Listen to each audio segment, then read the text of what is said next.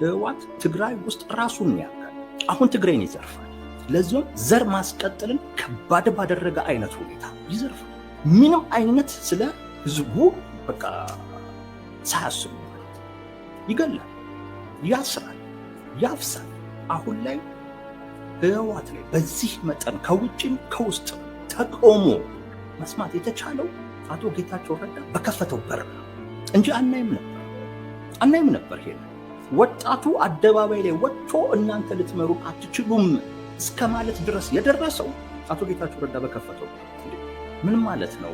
ኤርሚያስ ህወሓት ትላንት ከትግራይ ህዝብ ጋር አንድ ተደርጎ ይታይ የነበረ ድርጅት በትግራይ ውስጥ 50 ዓመት የቆየ በስነ ልቦና በመዋቅርም ደረጃ ስር የሰደደ ስብስብ ድርጅት በክልል ውስጥ ቁጥር 1 የሆነ ሰው በፓርቲ ውስጥ ቁጥር 2 የሆነ ሰው እየነገረ ያለ እንዲነን እንዲያድርግ ነበር ሲለ እና ይሄንን ሰው አይደለህም ብለህ ልትከራከር ነው?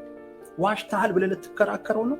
በተቻለ መጠን ባንዳ ብሔራዊ ከሃዲ ምናምን እያልክ ቮድካ ምናምን ሁሉ እያልክ አሳቀህ ቅስሙን ሰብረህ ለማስቀመጥ ትሞክራለህ እንጂ ሌላ ታዲያ ምን ልታደርገው? እና ከባድ ባላንጣ ነው የሆነባቸው። ከባድ ህመም ነው ጌታቸው ረዳ የሆነባቸው።